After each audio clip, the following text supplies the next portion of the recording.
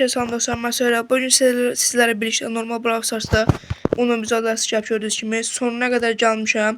Prosta bana Chester yok diye ona Chester'ı verip indim. Ha Chester paltar bilmem nəsə verəcək. Ona göre bilmeyenler için bu videonu çəkdim ki görək Chester olmayanlara Chester'ı ve üstüne paltarını verəcək yoksa kredi falan kimi başka ödüller mi verəcək.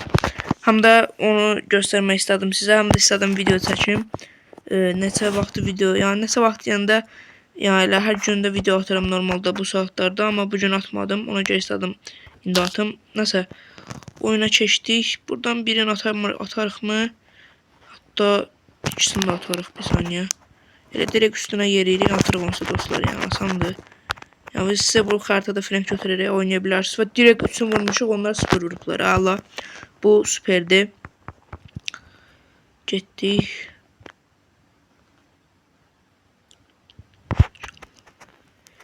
Bunu istəyirəm yine belə eləyim, qəşəng.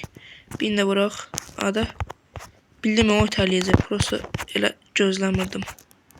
Qəşəng, birini də super ipiz. Dostumuz kimidirsə o şey kartlardan gətirsin, o biri. Ha, bibiymiş. Bibi kartlardan gətir biraz.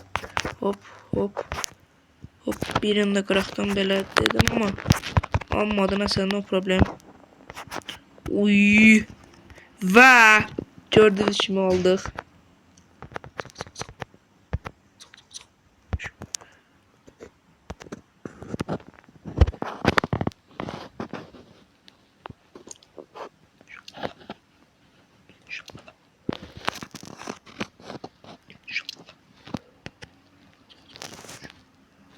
Ve uy, onu Chester. Ama gereken savaş Chester. Bir saniye. Şimdi bir